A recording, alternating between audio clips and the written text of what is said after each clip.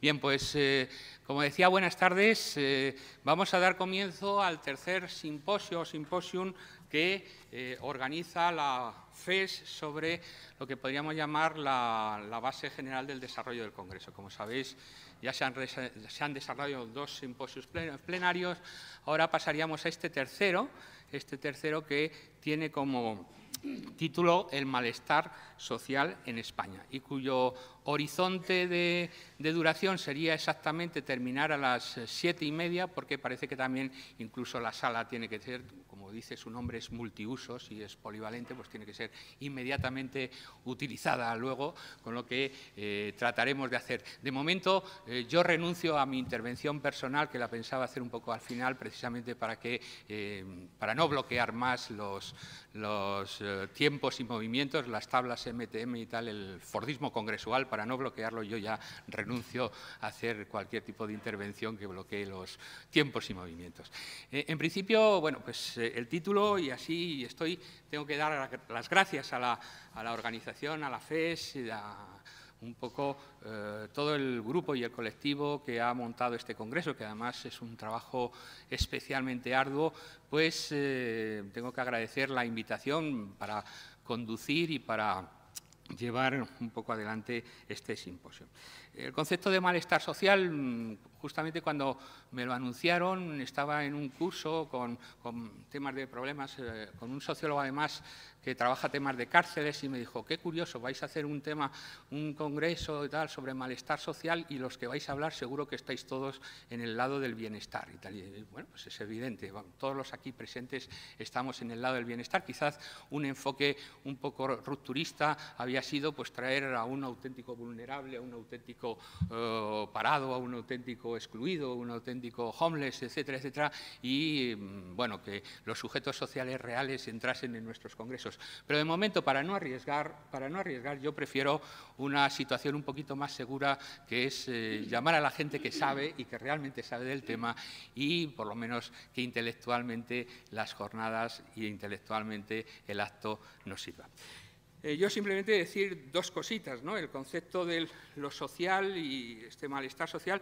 Es curioso que haya renacido el concepto de lo social en el malestar. Hemos tenido, después de la pérdida de lo social, de la muerte de lo social postmoderna, de la idea de que bueno, casi todas nuestras teorías estaban trabajando temas de individualización, modernización reflexiva, situaciones de pérdida de identidad, etcétera. Bueno, pues cuando ha retornado lo social, el retorno de lo social viene bajo esa etiqueta del malestar, ¿no? Precisamente cuando la crisis ha recrudecido, no nos hemos encontrado con la sociedad ni con lo social precisamente desde un punto de vista más solidarista positivo, en el sentido más durkheimiano del término, tal, sino que nos hemos encontrado con el malestar.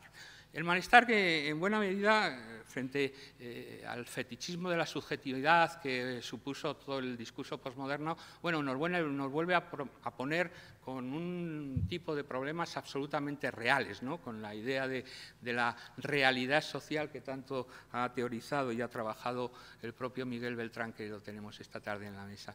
Me interesaría decir solamente dos cositas, porque creo que además es muy importante. Es muy importante el tema de que, si Michel Foucault decía que el individuo, fundamentalmente el ser humano, es un invento reciente, porque era un invento de digamos, de lo que sería ya el Renacimiento tardío, el concepto de lo social también es un invento relativamente reciente, ¿no? Jacques Toncelot había trabajado bien esta idea del invento de lo social y la invención de lo social, precisamente ligado a la reforma social de finales del siglo XIX y esa construcción que, por otra parte, es la construcción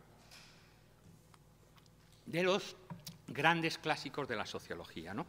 El invento de lo social o la invención de lo social, al fin y al cabo, nacía justamente ligada a otro tema, que es el tema del reformismo y de la reforma social. Por eso es difícil seguramente pensar la sociedad sin pensar su reforma, y seguramente es difícil también pensar la sociedad si en ella misma no sabemos lo que es la sociedad o nos queremos evadir del propio concepto de lo social. Gran parte de muchos de los problemas de definición que tenemos en estos momentos, por la hegemonía del discurso económico liberal, por también la aparición de otros tipos de pensamiento que podríamos llamar más desocializadores, ha sido precisamente una sociedad que ni siquiera se quiere pensar como sociedad, ¿no? Y cuando una sociedad no se quiere pensar como sociedad, sino como conjuntos de individuos en carreras individualizadas y en carreras múltiples, pues lo que nos encontramos casi siempre es que los propios sociólogos o los propios pensadores de la sociedad mismas encuentran en eso que llamamos crisis de paradigma o crisis social de paradigma básico, ¿no?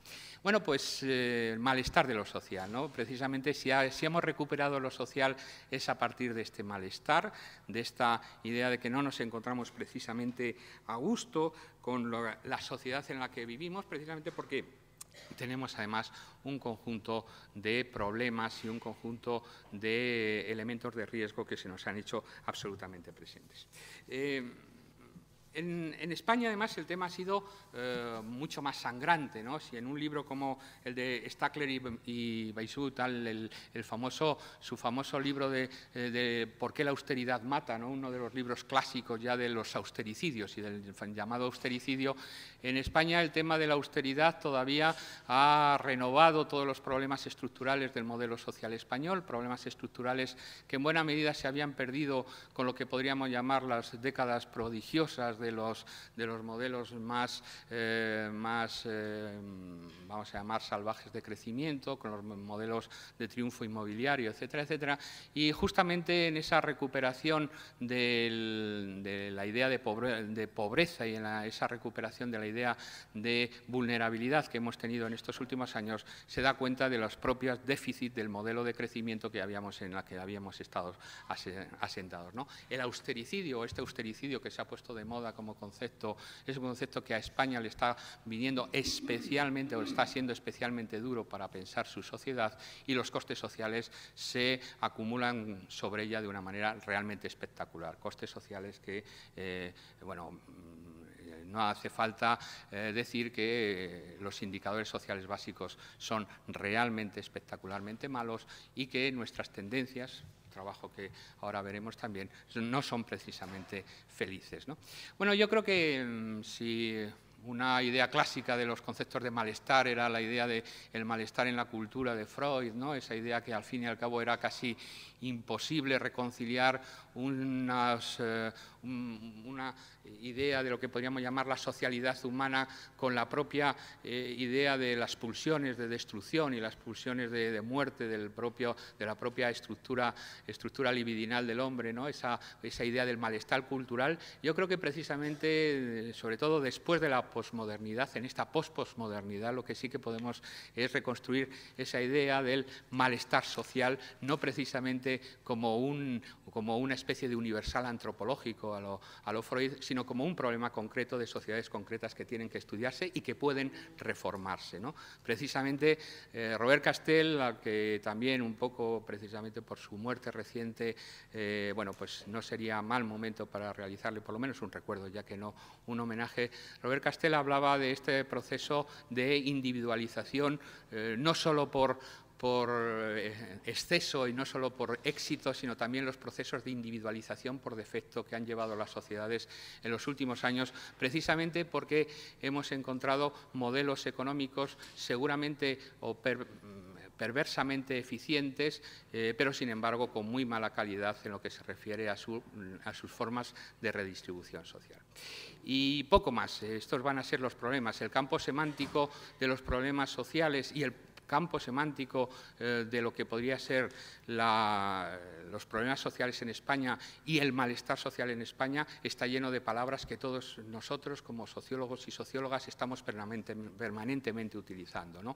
Pobreza, vulnerabilidad, exclusión, riesgo. Todos estos campos semánticos se han abierto y están produciendo como una especie de situación de fractalidad, términos también nuevos, desposesión, etcétera, que al fin y al cabo lo único que hacen es decir que bueno, pues, aquello que habíamos dado por muerto, que era lo social, y aquello que dábamos por seguro es que el crecimiento económico prácticamente nos iba a hacer olvidar de nuestras propias medidas de regulación y de política social, en estos momentos son más necesarias que nunca, y que el trabajo del sociólogo no es solamente el trabajo del analista, sino también el trabajo del reformista social, en el sentido que tuvo la reforma social a finales del siglo XIX y principios del XX, que es también donde aparecen las grandes teorías sociológicas de base que siguen siendo prácticamente nuestras referencias. Bueno, y para que hablen de estos temas y para que hablen con conocimiento de causa y que hablen de una manera segura y con una manera que podría decir todo el mundo conocéis porque son personas bien conocidas, bueno, pues esta tarde nos hemos congregado aquí y yo he tenido la suerte de contar con su colaboración con 4 personas de valía inmensa y que son clásicos y clásica ya de la sociología en España. José Félix Tezanos, que bueno, todo el mundo en esta sala lo conoce de sobra, un especialista en los temas de desigualdad y estratificación social, desde sus primeros trabajos sobre las clases medias en España, de sus trabajos tradicionales, que se han convertido ya en tradicionales, sobre las tendencias y tal, que ha producido también un colegio invisible, y aquí veo a gente que trabaja en esa red también del estudio de las tendencias. Bueno, pues es uno de los grandes estudiosos de la desigualdad social en España, uno de los grandes estudiosos también de lo que podríamos llamar cómo se está reconstruyendo el modelo social en un periodo de exclusión, de crisis, etcétera, etcétera. Obras suyas son miles, y solamente recordar una trilogía que a mí me parece especialmente rica, ¿no?, que es el trabajo perdido, el de la sociedad dividida y el de la democracia incompleta, en una trilogía de madurez, ¿no?, si se me permite decirlo así, que creo que sintetiza muy bien esa producción intelectual de José Félix Tezanos, que es lo voy a utilizar directamente, un socialdemócrata clásico que todavía tiene muchísimas cosas que decir en un entorno tan neoliberal como el que vivimos, ¿no? A lo mejor esto es demasiado personal haberlo dicho así, pero lo tenía que decir, o si no reventaba, ¿no? En ese sentido, bueno, pues vamos a seguir con Amparo Serrano Pascual, que va a trabajar sobre la vulnerabilidad política del sujeto social. Ponía aquí, tú decías del sujeto laboral, creo que era, pero me da lo mismo, utiliza la fórmula que quieras, la que se ha convertido el programa o la que tú me pasaste y tal, de la justicia a la terapia. Amparo es buenísima amiga y entrañable amiga, es profesora en esta casa, en esta facultad, en el Departamento de Psicología Social. Es una profesora con una trayectoria internacional envidiable, con unas publicaciones en las mejores editoriales europeas, con una cantidad inmensa de artículos en todo tipo de revistas, que ha trabajado mucho el tema precisamente de lo que podríamos llamar el entorno subjetivo y la subjetivación de las disciplinas laborales, y también ha trabajado el tema de los cuidados, el tema un poco de la disciplina sobre el cuerpo y de otras maneras de regulación y control disciplinario que no son estrictamente las más visibles, ¿no? Y en ese sentido, Amparo, yo quería que pusiese ese tono, ¿no?, de la disciplina, otros tipos de disciplina que aparecen precisamente en la crisis. Le sigue Miguel Beltrán, amigo, compañero clásico, maestro, ¿no?, una de nuestras referencias históricas por tantas cosas en el Departamento de Sociología de la Universidad Autónoma de Madrid. La producción intelectual de Miguel Beltrán es también inmensa. Muchos de vosotros os habéis socializado con libros como La realidad social, con libros como Ciencia y Sociología. Sus trabajos sobre la administración pública española son clásicos. Sus libros sobre la estructura social también se han convertido en clásico. Y por otra parte, bueno, pues ha hecho siempre un trabajo empírico valiosísimo, quizás menos conocido, sobre los entornos de la administración y el estado del bienestar, también español. Yo, bueno, sobre Miguel Beltrán solamente puedo decir cosas buenas, porque su trato en el departamento en el que seguimos estando muy unidos, pues yo creo que ha sido uno de los capitales fundamentales, ahora que para todo, dice, gracias a Bourdieu utilizamos la fórmula capital, capital relacional, capital social, capital erótico, capital hídrico, capital y tal, pues bueno, el capital amistoso de Miguel Beltrán es inmenso, y de los buenos capitales amistosos salen los buenos departamentos. Por lo menos es un departamento que cuando aparece por él se reduce el índice de conflicto aproximadamente en un 90%, ¿no? Y eso por algo será. Y acabo con Carlos Prieto, bueno, pues también amigo y maestro, uno de los sociólogos clásicos en la comunidad científica española sobre el trabajo, pero también sobre el empleo, que además ha introducido la herida luminosa, ¿no?, del género en sus propias percepciones sobre el trabajo y sobre el empleo, es decir, que ha sido uno de los sociólogos del trabajo clásicos que ha ido deviniendo en otra, digamos, en una sociología del empleo mucho más multidimensional también, me parece un clásico. Sus trabajos también todos los conocéis, desde compilaciones con Fausto Migre sobre las relaciones de empleo y las relaciones de trabajo en España, sus libros clásicos sobre condiciones de trabajo, sus libros sobre el tema del género, mujer, etcétera. Son ya clásicos y muchos de vosotros y vosotras habéis trabajado con este material. Bueno, pues yo creo que son personas absolutamente, bueno, pues unos regalos para esta tarde ya con un cierto, digamos, cansancio congresual, ¿no?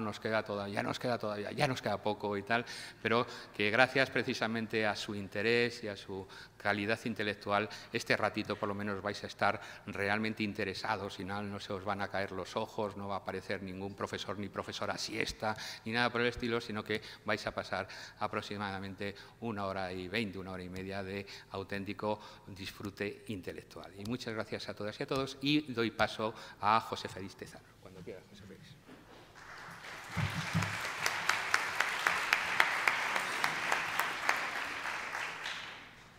Buenas tardes y gracias.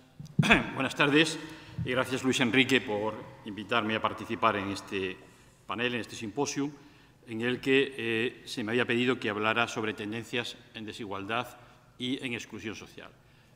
Lógicamente, la desigualdad implica malestar, pero es bastante más que malestar. De hecho, el tema de la desigualdad ha sido una de las grandes cuestiones de atención de la sociología desde sus orígenes. Los grandes elementos clásicos de estudio ha sido el famoso clase, estatus y poder, los problemas del poder, los temas de la desigualdad y las cuestiones relacionadas a la posición social. Ahora, la verdad es que entre sociólogos no debemos ocultar que la atención que hemos dedicado en la sociología, no solo en España, sino en general, al tema de la desigualdad ha sido durante muchos años muy relativo. Yo incluso diría que bastante escaso respecto a la importancia que la cuestión tiene en sí mismo. Últimamente se está prestando atención, incluso a veces más por parte de economistas y de trabajadores sociales, a los problemas de asimetría de las rentas o distribución de evolución a la distribución de la renta.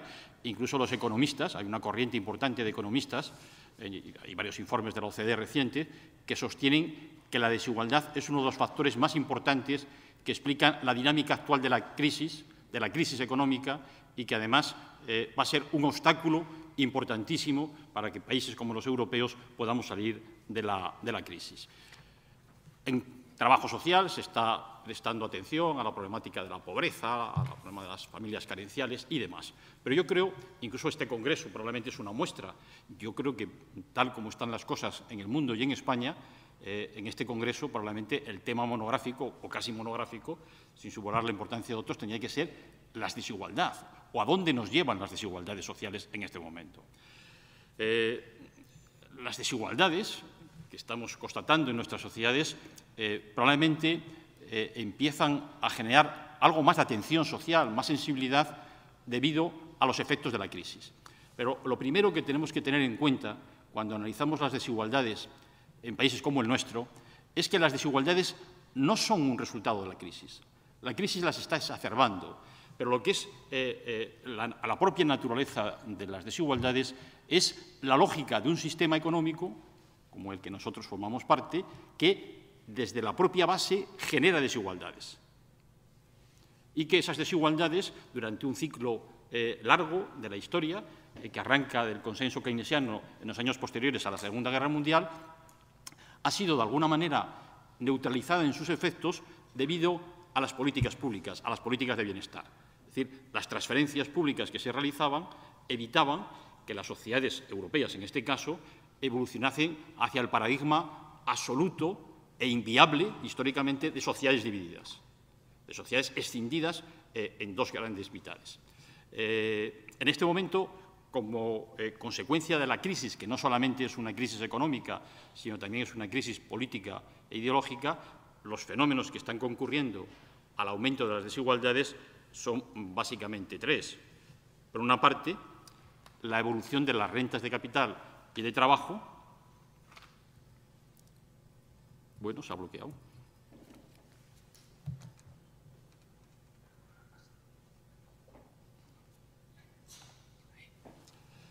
Es decir, en este momento estamos asistiendo a una inversión de la lógica de la distribución que ha existido en nuestras sociedades. Este es un caso de la sociedad española, pero se puede extender a otras sociedades en las que el mayor peso que tenían las rentas del trabajo se debía básicamente a un problema de magnitudes. Eran muchas personas las que vivían de sus salarios, las rentas de trabajo, y menos las que vivían de las rentas de capital. Pero tenemos una tendencia en la que, como veis en este gráfico, se ha invertido en los últimos trimestres totalmente esta lógica.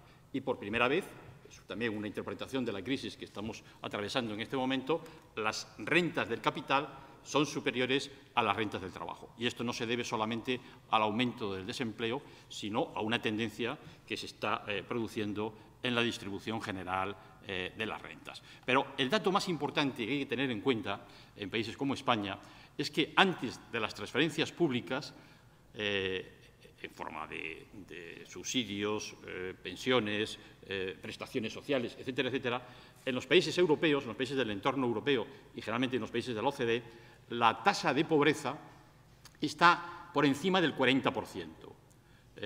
La tasa de pobreza, tal como la estamos aplicando en los países de la Unión Europea, es un indicador relativo de desigualdad. Se considera población pobre aquella que tiene unos ingresos que están en un 60% de la mediana de ingresos de la población. Es decir, unas rentas verdaderamente escasas en sociedades como la española. Pero lo significativo y lo que tenemos que retener desde el punto de vista de saber qué va a ocurrir en los próximos años, si no hay grandes modificaciones, grandes transformaciones, es que esa pobreza de origen, que está en torno al 40 y tantos %, no se compensa y más bien va a aumentar si las políticas sociales siguen reduciendo en volumen y siguen reduciendo su capacidad asistencial. Es decir, las políticas de recortes sociales lo que van a producir en los próximos años es que la tasa de pobreza en un país como España, que estaba en torno al 21-22% y era una de las más altas de los países de la Unión Europea, se va a incrementar. A medida que se recorten las prestaciones, aumenta paralelamente la pobreza. No sé si se llega a ver en este gráfico que tiene muchos datos en este cuadro, pero lo cierto es que en España el esfuerzo solidario, pese a todas las protestas falaces que hay sobre la excesiva carga fiscal que existe en España, que no es verdad, está entre las más bajas de la Unión Europea. Solamente están por detrás de nosotros, solamente está, en este caso, por detrás de nosotros, Portugal. Estamos en un gasto social por habitante en paridad de poder adquisitivo de las monedas de 6.200 y pico dólares. Estamos los países europeos en un promedio de 8.000 y pico y los países más avanzados están en 14.000, 11.000, 12.000. Claro, la consecuencia indirecta, inmediata de esto es que en España está aumentando también el índice de Gini, que es uno de los indicadores de desigualdad. Nosotros tenemos, para los parámetros europeos, uno de los indicadores, uno de los niveles de desigualdad de rentas mayores y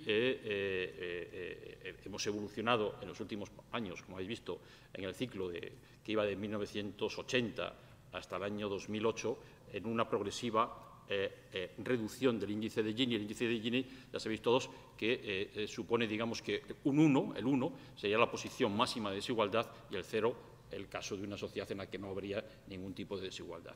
Entonces estamos en este momento en 0,347, que, insisto, es un indicador alto para la media de los países europeos y que nos retrotrae a la situación que había en España en los años 70 aproximadamente. Ahora, junto a esto, y al aumento de todos los indicadores de pobreza, de desigualdad que se están registrando en nuestra sociedad y que nos están situando a la cola de Europa, incluso en Portugal y Grecia, en algunos indicadores están, digamos, por delante de nosotros. Por eso no es extraño cuando el New York Times y otros periódicos internacionales presentaron unas informaciones en las que se veía, que a nosotros todos nos molestaba y eran exageradas, de gente buscando comida en los contenedores de basura y a la salida de los supermercados y demás, pues todos nos molestábamos mucho. En España mucha gente se molestaba mucho.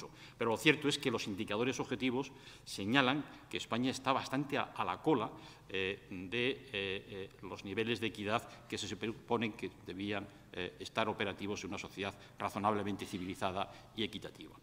Y, sobre todo, no solamente está aumentando, digamos, las situaciones carenciales y la situación, digamos, de pobreza infantil, por ejemplo, la brecha de pobreza infantil en España es la más alta de los países de la OCDE en este momento, sino que también se está produciendo una apertura, una ampliación de la brecha de desigualdad. Es decir, las decilias superiores de renta están mejorando en términos absolutos y relativos su posición y está aumentando la diferencia, la distancia con las decilias inferiores. Esto forma parte de un fenómeno general, es uno de los rasgos del actual, rasgo asaz paradójico de la actual crisis, que consiste en que esta crisis está afectando de manera muy diferente a distintos sectores de población, no como ocurrió al principio de la Gran Depresión a finales de los años 20 y principios de los 30 del siglo pasado.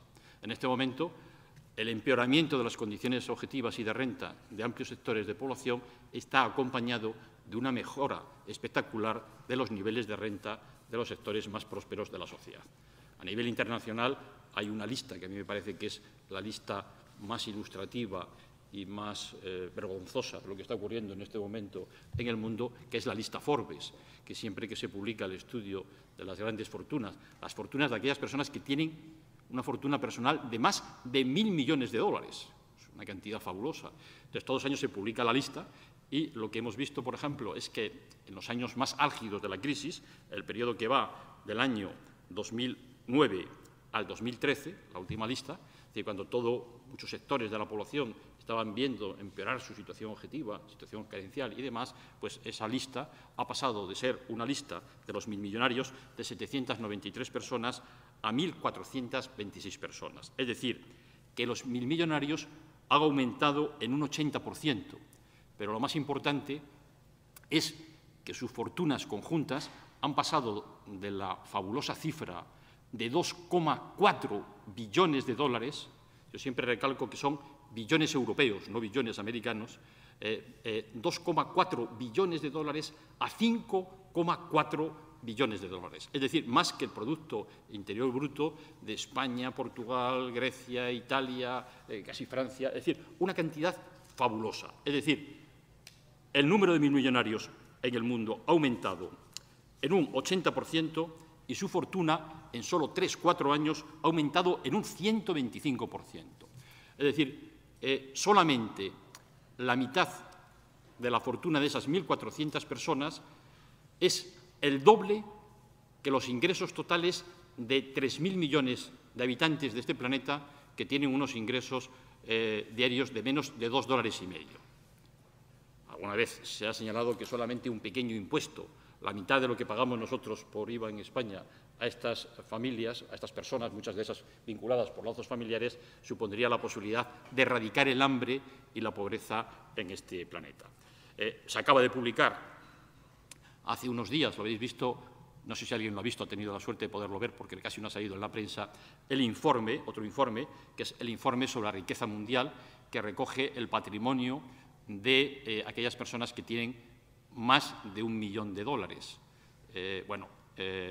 En distintos tramos. Por ejemplo, el estudio este demuestra que en los últimos años esta población está creciendo en todos los países prácticamente y, sobre todo, está creciendo el tramo de lo que llaman las mayores fortunas, los que tienen patrimonios de más de 30 millones de dólares. Esto ha crecido de manera espectacular y en España, que también hay datos por España, pues el informe que se ha publicado hace un par de semanas revela que esas familias, las familias ricas, las que tienen grandes patrimonios, han aumentado en el último año en un 5,4%. En España, en total, son 144.600 personas, insisto, y ha aumentado en el último año un 5,4%. Es decir, esto es un dato que contrasta con la información que generalmente se maneja, se dice que la crisis es una crisis que está afectando a todos por igual y que las cosas están muy mal.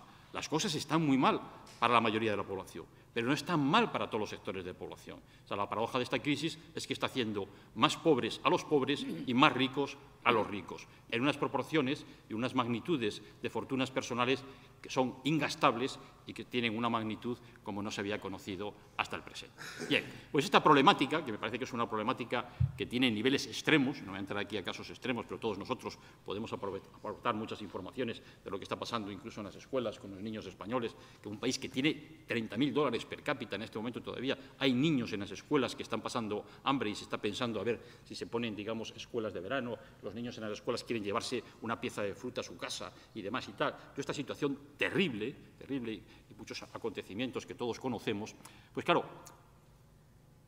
está siendo interpretada, está siendo atendida adecuadamente por la sociología y por los medios de comunicación social. Yo creo que estamos haciendo una atención muy escasa. Nosotros estamos en la UNED, tenemos un programa sobre problemas sociales, programa de doctorado, y uno que está terminando ahora sobre tendencias sociales de nuestro tiempo, y cuesta mucho trabajo que se hagan tesis doctorales sobre la problemática de la desigualdad. Los sociólogos muchas veces todavía estamos en el cultivo de fulanito dice, menganito dice, y grandes imaginaciones.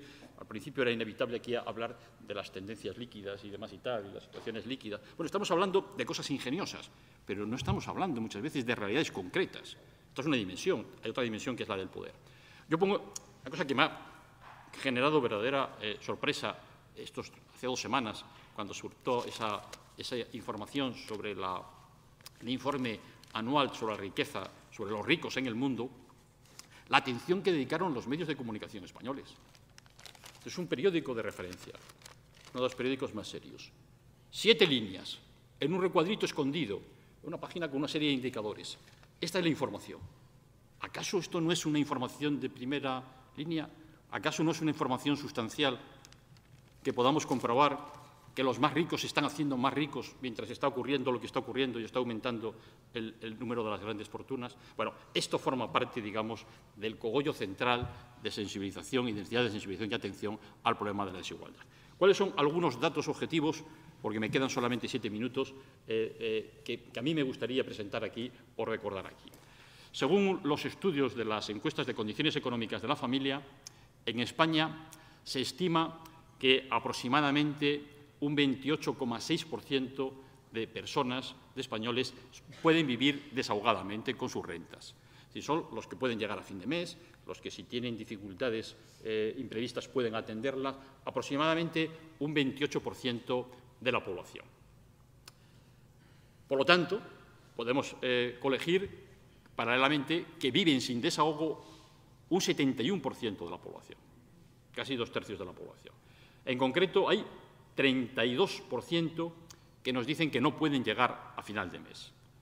Y hay un 27% que viven en riesgo de exclusión social y un 21,8%, 22 aproximadamente en los últimos estudios, de pobres, que son los que están en esa situación.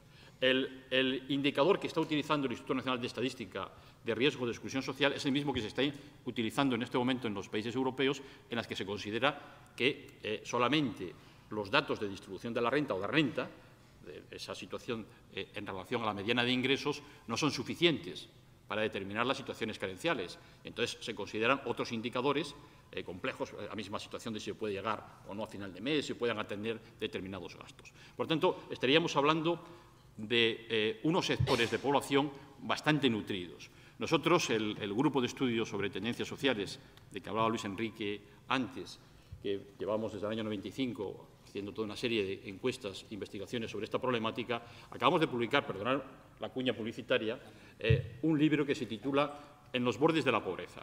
Es un libro en el que hemos realizado una investigación sobre 1000 familias, con entrevistas en profundidad y una parte de entrevistas estructuradas con preguntas concretas, y lo que hemos intentado comprobar, esto se hizo en el 2011-2012, familias que no eran pobres, es decir, que no estaban en el 60% de la mediana de ingresos, sino que estaban en el 70 y el 80%, es decir, familias de clase media, familias de clase trabajadora, que tenían algún elemento de vulnerabilidad, cómo estaban haciendo frente a la crisis.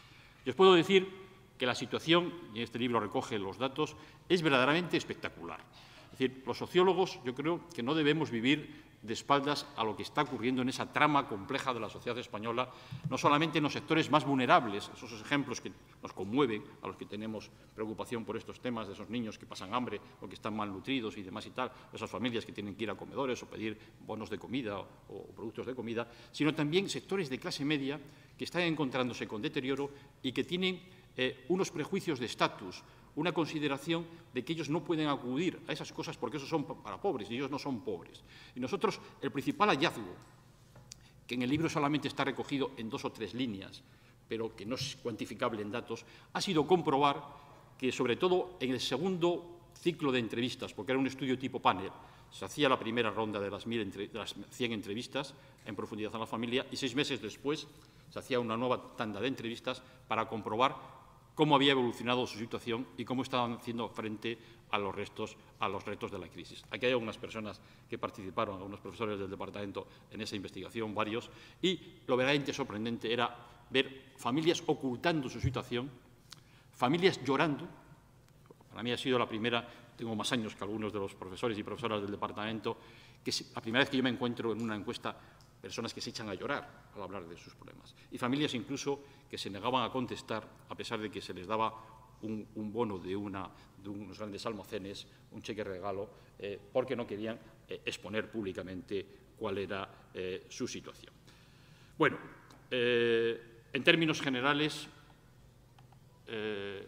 este cambio que se está produciendo en la sociedad española, y no solo en la sociedad española, ha dado lugar, por ejemplo, que España estábamos en los puestos 9, 10, 11 del Índice de Desarrollo Humano de Naciones Unidas y hemos caído al puesto 23, 21, 22, es decir, a la cola de los países europeos. Esto se debe a 3 factores, no solo a la evolución de las rentas, sino también a las desinversiones que se están haciendo o a la reducción de las inversiones en gastos públicos, en sanidad y en educación, que son indicadores sustanciales de este tipo de cuestión. Hay un elemento que no voy a tocar, pero simplemente lo dejo esbozado, que refuerza las situaciones de desigualdad y, sobre todo, a la gente joven, para las nuevas generaciones, que es el que concierne al paro juvenil, sobre todo. Las cifras de paro juvenil, que están en 57% en algunas comunidades autónomas, en el 66-69% en Canarias, son indicadores que, de alguna manera, nos están ilustrando que estamos llegando a un punto insostenible en la organización de nuestro sistema social. No solamente es un problema de paro, sino incluso aquellos que tienen trabajo, y todos podéis contrastar estos datos en las encuestas de población activa, hay un 21% de jóvenes que tienen trabajo, pero son trabajos temporales, a veces de suma temporalidad. Hay un 22% que tienen trabajo a tiempo parcial. Hay un 19,7%, casi un 20% que están subempleados, es decir, pueden ser ingenieros o ingenieras y están trabajando de dependientes. Claro, si unimos todas las situaciones precarias a la situación de desempleo, el análisis que nosotros estamos realizando es que son menos de un 25%, no los jóvenes más jóvenes, sino los menores de 35 años, que tienen un empleo digno, un empleo razonable, aunque muchos de ellos sean minoristas. Aquí probablemente hay muchos profesores ayudantes de universidad, bueno, es decir, con tesis doctorales y demás y tal, bueno, pues con 1.000 euros, pero el 75% está en situaciones aún más precarias. Quería apuntar simplemente 2 resultados de nuestras investigaciones que ilustran que lo que muchas veces no se refleja en los medios de comunicación social ni en la sensibilidad en trabajos de investigación que, a mi modo de ver, tendrían que existir, sí lo capta la opinión pública. La opinión pública española tiene una percepción muy clara de que estamos en un país en el que existen grandes desigualdades. Fijaros cómo han evolucionado las proporciones de los que pensaban que existían grandes desigualdades y que existían desigualdades en unos aspectos pero en otros no. Lo cual en sociedades democráticas es una información compleja. Y en este momento casi el 79% de la población piensa que España es un país en el que existen grandes desigualdades. Y desde el punto de vista del poder, esto no lo voy a poder desarrollar, es uno de mis favoritos, existe la percepción de que el poder es un poder económico. Los que tienen poder en un país como España son los bancos, las organizaciones empresariales y demás. Se conecta con el problema de la desigualdad social, con tendencia creciente. Y un elemento, y con esto sí que terminaría y dejaría esbozado simplemente una conclusión. Se está produciendo, yo que he escrito varios libros, como tú decías, sobre clases medias, de hecho mi primer libro fue sobre las nuevas clases medias, y que he sostenido lo que ha sido una tendencia consistente hasta ahora, y es que estábamos viviendo sociedades en las que aumentaban las clases medias. En este momento, desde el punto de vista de la objetividad social, se está produciendo una contracción de las clases medias. Pero desde el punto de vista subjetivo, que es muy importante, desde el punto de vista de las identidades, lo significativo es que en nuestras encuestas estamos viendo cómo año a año está disminuyendo la proporción de personas que se consideran de clase media, mientras que aumentan todos aquellos que se autoidentifican en posiciones subordinadas o en situación crítica. Clase trabajadora, clase pobre, excluidos, empiezan a ser elementos de referencia. Y daros cuenta lo que yo os decía del estudio anterior, es decir, que el prejuicio, el estatus de clase media muchas veces es un obstáculo para hacer frente a las situaciones. Y un apunte, es decir, lo que es la tesis que yo he venido sosteniendo desde hace años. Vamos hacia un modelo de estructura social dual.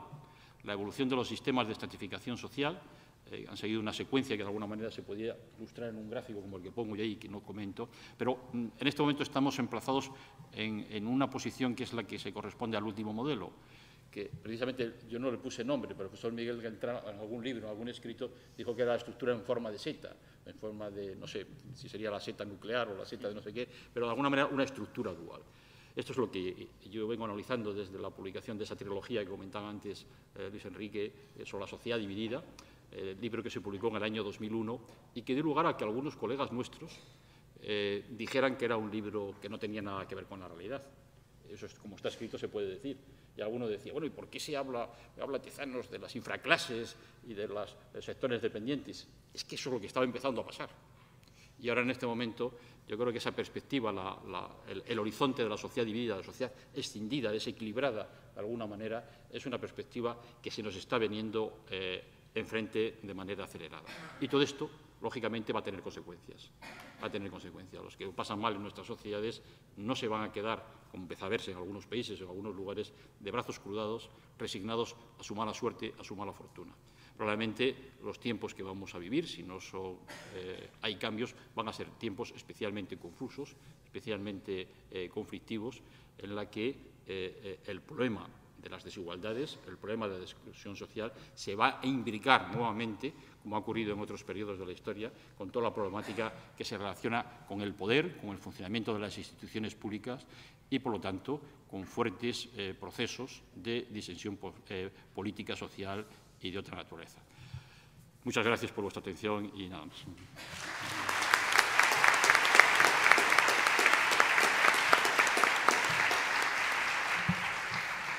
Muchas gracias, profesor Tezanos. Tiene la palabra la profesora Amparo Serrano Pascual. ¿Te pones aquí? No te preocupes, me ha dejado Luis Enrique. Muchas gracias. ¿Quito esto? No te preocupes.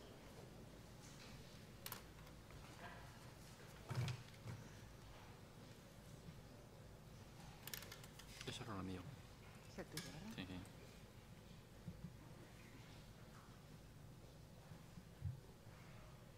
Tampoco. Sí.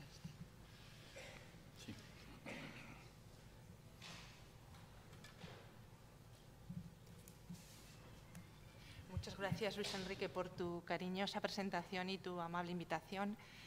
Me gustaría, he cambiado un poco el tema del que me gustaría hablar porque desde la última vez que estuvimos comentándolo estaba como un poco fascinada por cómo estaba siendo o cómo se estaba colando ese concepto que de alguna forma está apareciendo absolutamente por todos lados, que es la noción de emprendimiento. Entonces, la cuestión que me gustaría plantear es cuáles son las epistemes, las doxas, los planteamientos que inducen este concepto, esta noción que se está colando en nuestra cotidianidad, que está invadiendo nuestro modo de entender el trabajo, nuestro modo de plantearnos los problemas ante los cuales nos enfrentamos. Entonces, la cuestión que me gustaría desarrollar es una dimensión del malestar social que tiene que ver con un proceso de radicalización de la psicologización política del trabajo.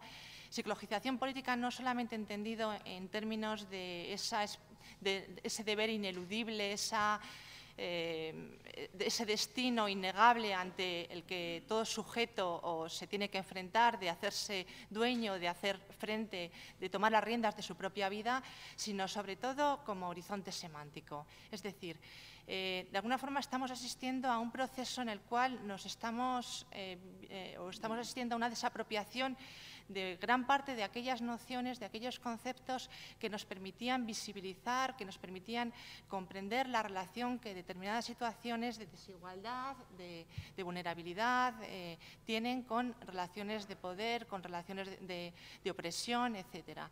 Es decir, no es que, como ha mostrado anteriormente el profesor Tezanos, ni la desigualdad ha desaparecido ni ha disminuido, los conflictos no han desaparecido ni han disminuido, pero se han vuelto invisibles, porque gran parte de las categorías con las que lo pensábamos, con las que lo discutíamos, con las que interveníamos, se han vuelto caducas. De alguna forma, lo que estamos viendo es que cómo la crisis económica está contribuyendo en gran medida a este proceso de vulnerabilización política, y lo que me gustaría desarrollar es cómo entender la crisis económica en gran medida como una crisis semántica, una crisis de gran parte de las categorías de pensamiento y de acción, cómo esta crisis económica está induciendo un proceso de deconstrucción de categorías como es el desempleo, como es el empleo asalariado, y se está extendiendo nociones alternativas que son presentadas un poco como un fénix que surge de las llamas de la crisis, encarna la creación, la energía, la capacidad de revitalizar una sociedad, de salir de las llamas. De alguna forma, este concepto de emprendimiento no sería sino un eslabón más de una serie de conceptos, de una cadena de conceptos que los vemos ya extendidos desde finales de los años 90, aunque comienzan en los años 70, como son conceptos como la empleabilidad, la activación, la flexibilidad y, digamos, el más reciente, sobre todo este último año, tras la publicación de la comunicación de la Comisión con las liturgias a las que nos tiene acostumbrada la Comisión, cuando publica esa comunicación de reencender el espíritu empresarial, vemos cómo hay unas intervenciones incesantes a nivel legislativo, pero no solamente a nivel legislativo, en torno a esta episteme, en torno a esta cuestión, en torno a esta cultura, en torno a este espíritu, en torno a esta noción. Que plantean la cuestión del emprendimiento, como veremos, de alguna forma estaría relacionado con estas otras nociones que hemos visto aparecer desde los años 90, que luego repasaremos un poco rápidamente, y que de alguna forma contribuyen a una especie de cruzada, una especie de lucha contra la dependencia. La dependencia aparece como una patología moral, en primer lugar, luego como una patología de la personalidad. En este sentido, este tipo de intervenciones, y haciendo un inciso, es verdad que la cuestión de la dependencia o la cuestión de la heteronimia ha sido importante desde la llegada, desde la extensión del liberalismo, con la sustitución del concepto de súbdito con el concepto de ciudadano, con el concepto de sujeto soberano. Lo que pasa es que en el caso de la noción de autonomía o la noción de independencia propia de las sociedades asalariadas era una noción que planteaba que la autonomía y la dependencia era el resultado de una institucionalización de las relaciones de interdependencia, es decir, de la socialización del riesgo, de una institucionalización de relaciones que nos permitían establecernos como sujetos en redes que iban más allá del propio individuo. Lo que estamos viendo es que el concepto de emprendimiento plantea una visión alternativa acerca de lo que significa la dependencia. Ya no sería esa visión de la autonomía, entendido en términos de interdependencia, sería censurado como dependencia, sería condenado, sería percibido como pasivo. En ese sentido, se plantearía la necesidad de reforzar las capacidades de acción, las capacidades de intervención del sujeto sobre sí mismo, la subjetividad, la intervención sobre las subjetividades, las ingenierías del yo. En este sentido, lo que vamos a observar es que esta noción de emprendimiento, lo que se está planteando es un proyecto o una renuncia a intervenir sobre el mercado para intervenir directamente sobre la subjetividad, sobre el gobierno del sujeto, sobre la administración del propio yo, etcétera. En este sentido, se puede entender en gran medida esta noción o este concepto como un proceso, como un proyecto de gestión de las contradicciones ante las que se encuentra enfrentado el nuevo modelo económico, que por un lado reclama del sujeto la autonomía, la independencia psicológica, a pesar de la profunda dependencia social, económica y política. Para plantear, claro, estamos diciendo, cuando hablo de concepto de emprendimiento, cuando estamos planteando nociones, detrás de estas nociones hay un sentido común. Cuando hablo de sentido común, hablo de un sentido como puede ser los ojos, la vista, el olfato, el oído. Es un sexto sentido que nos permite situarnos frente al mundo, que nos permite interpretar el mundo y que además nos ubica en este mundo. Lo que ocurre es que frente a los otros sentidos, que son experiencias muy privadas y muy personales, el sentido común es compartido, es colectivo, es algo que nosotros mantenemos como parte de un grupo. En este sentido, lo que plantean gran parte de estas nociones, y lo vamos a ver con el concepto de empleo y desempleo, que fueron invenciones, como ha dicho anteriormente Luis Enrique Alonso, de las sociedades industriales, con la invención de estos conceptos, en realidad lo que se estaban también planteando es una transmisión de una serie de doxas, de una serie de axiomas, de una serie de planteamientos que cuestionaron gran parte de los dogmas propios del primer liberalismo. Como iré muy rápidamente, por ejemplo, la idea de que las partes contratantes son sujetos libres e iguales regidos por el principio de la libre voluntad.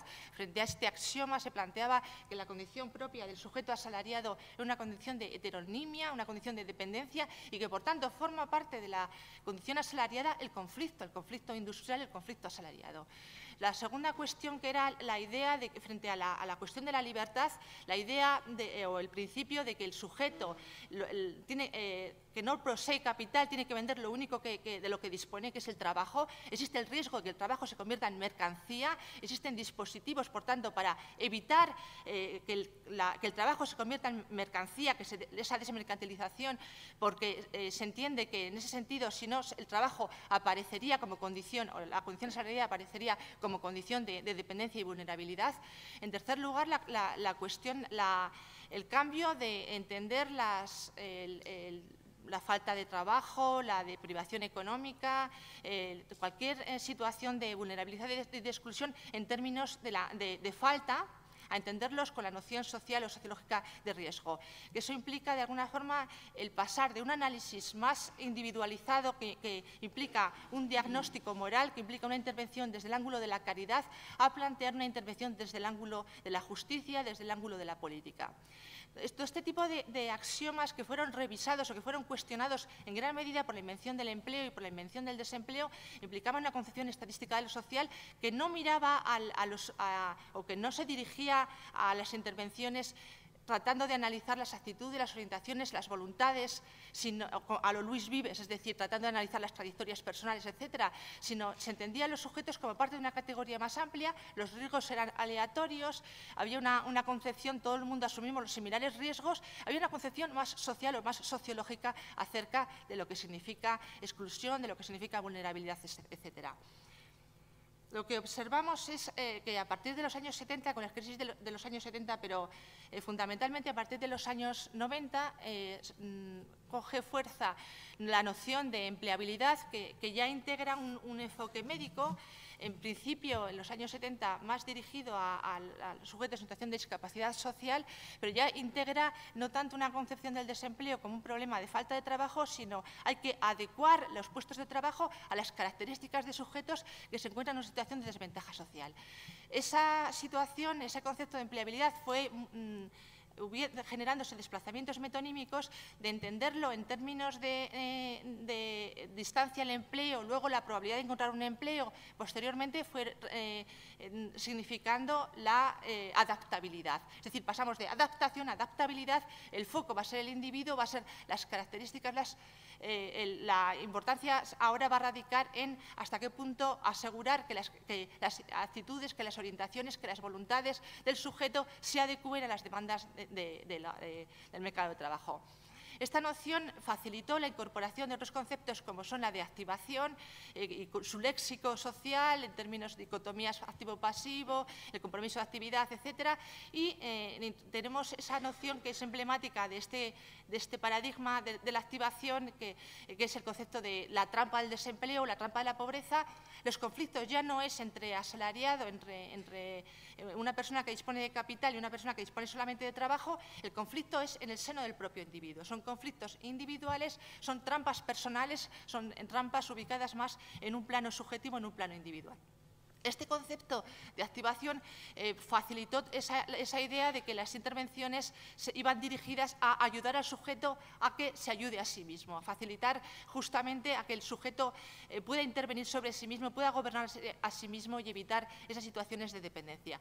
Este paradigma se radicalizó con la noción de flexiguridad o con el paradigma de flexiguridad, que ya no entendía la intervención solamente en la subjetividad, sino todos los modelos de regulación, la legislación, etcétera, tenían que reformularse para que el sujeto se educara, es decir, para que el sujeto se adueñara de su propio destino. Voy un poco rápido, si hay alguna cuestión de estas, es más, lo planteaba un poco para que veamos cómo ha surgido, de dónde nace esta noción de emprendimiento, porque parece que surge de una especie de vacío social y lo que me gustaría plantearos es que justamente la noción de emprendimiento probablemente hubiera sido inviable si no hubiéramos tenido ese trabajo semántico, ese trabajo social en el cual hemos sido educados desde los años 90 para nombrar el problema de desempleo, para nombrar el problema de exclusión social. La noción de emprendimiento es cómo entender el emprendimiento antes de analizar cuáles son las doxas, los principios, los axiomas que plantea esta noción. Pues el emprendimiento es fundamentalmente una mentalidad, es una cultura, un espíritu. La idea detrás del emprendimiento es fundamentalmente, o se podría sintetizar fundamentalmente en tres ejes. Por un lado, una extensión de la lógica empresarial más allá de los límites exclusivos de la empresa. Es decir, el plantearse que el individuo se trate a su propio se dirija hacia su propio capital o gobierne su propio capital como lo haría con un capital económico. Es decir, la idea de sujeto empresa, sujeto como microempresa, como individuo, como empresario de uno mismo. Una segunda cuestión que sería una reformulación del diagnóstico moral acerca del emprendimiento. El emprendedor no es igual que el empleador. Habría haciendo una analogía con la división entre los buenos y los malos pobres que facilitaron la invención, el surgimiento del concepto de desempleo, los buenos pobres serían los desempleados, daría lugar a una nueva categoría social, una nueva categoría referencial. Podemos de alguna forma también entender que lo que está ocurriendo con este concepto de emprendimiento es una situación similar. Habría una diferenciación entre los buenos y los malos pobres. Los buenos pobres serían sujetos, ya no solamente, perdón, los emprendedores serían individuos no solamente que toman las riendas, que tienen éxito económico, que digamos que tienen una eficacia, una rentabilidad económica, sino además que son los flotadores de la crisis, son aquellos que nos van a permitir salir, nos van a permitir salvarnos de esta crisis tal y como está siendo construida y producida. Es decir, va más allá de un mero éxito individual. Es de alguna forma aquellos héroes. Voy a poner un extracto de un representante del Comité de de Emprendimiento Industrial de la Comisión Europea, y ese énfasis en son los emprendedores los que nos van a permitir salir de esta situación, los que nos van a permitir salvarnos de la crisis. La tercera cuestión, también fundamental, es la idea de que el sujeto, el individuo, es el origen y el horizonte en la intervención. Es decir, el individuo aparece, es la causa del problema, pero también la idea de que no tienes que buscar ni en el Estado social, ni en un empleador, ni en un empleo de por vida las soluciones a la crisis, sino tienes que buscarlos inventando tu propio trabajo, creando tu propio trabajo, esa idea de buscar, frente a esa idea de buscar, de encontrar, de colocar, más esa idea de crear, de inventar, de producir, como algo creado de la nada. Finalmente, sí. ¿Cuáles son algunas de las axiomas, de los principios de sentido común que estás transmitiendo? Pues esto lo podemos ver en analizando diversos ámbitos. Por ejemplo, en términos de esa tendencia incesante a las reformas sociales. Por ejemplo, tenemos la famosa reforma educativa, esa idea de cambiar la asignatura de ciudadanía, o no cambiar, pero hacer desaparecer la asignatura de ciudadanía y, por ejemplo, plantear la cuestión del emprendimiento como una cuestión transversal en los diversos ciclos educativos, de tal modo que permitan educar las mentes, educar las culturas, educar las mentalidades. Luego también está esta cuestión de los modelos de rol, que están, ya insistía la Comisión Europea en enero de este año, en esa idea de facilitar que los medios de comunicación transmitan nuevos modelos referenciales para que los jóvenes se identifiquen con referenciales alternativos, etcétera. Y eso lo vemos continuamente en nuestras pantallas, una cuestión también, por ejemplo, en las páginas Salmón del País hay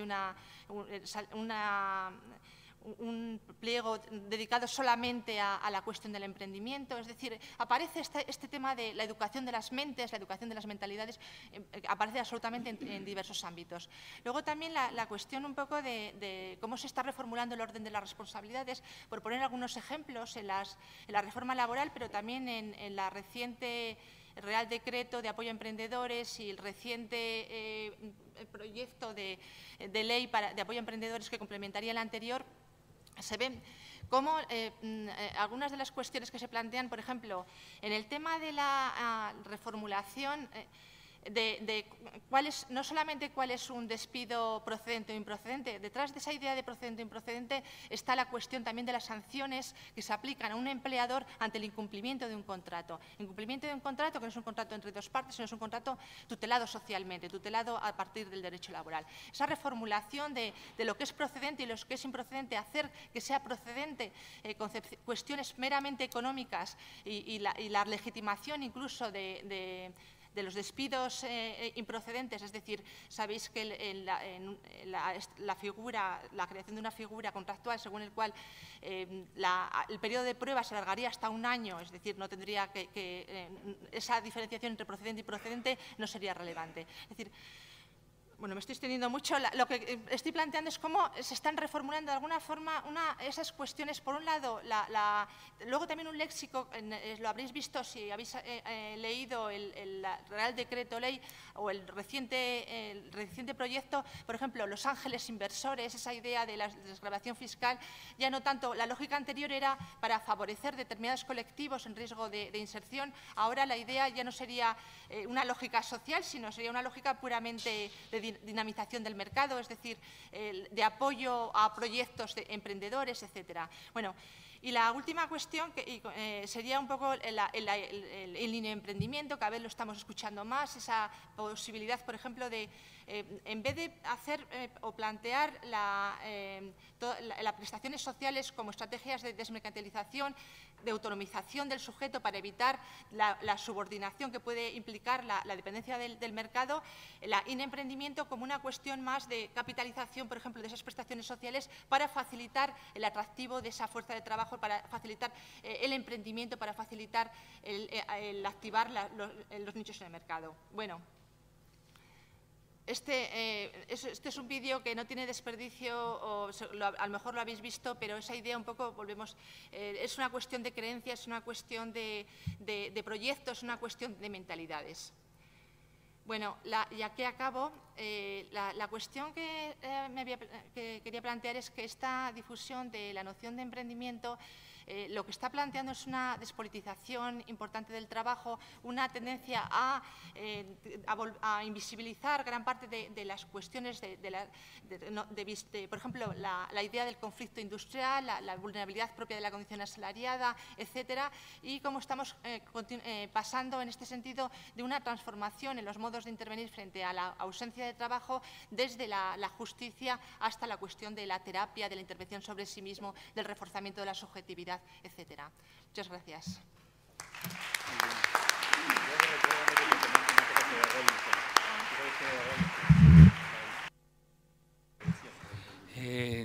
Muchas gracias, Amparo. Tiene la palabra Miguel Beltrán, cuando quieras. Gracias.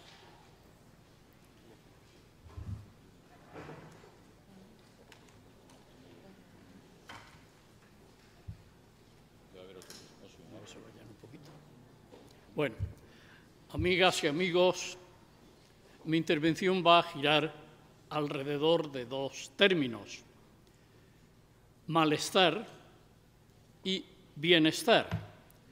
No es tanto un juego de palabras como una proposición en este momento muy pesimista. Entender el malestar social como un resultado, quizás no exclusivo, pero como un resultado importante de los problemas del estado de bienestar. El estado de bienestar, evidentemente, los tiene en este momento, no solo por la crisis general, de la que hablaremos de aquí a un ratito, sino por su propia crisis, la crisis del estado de bienestar.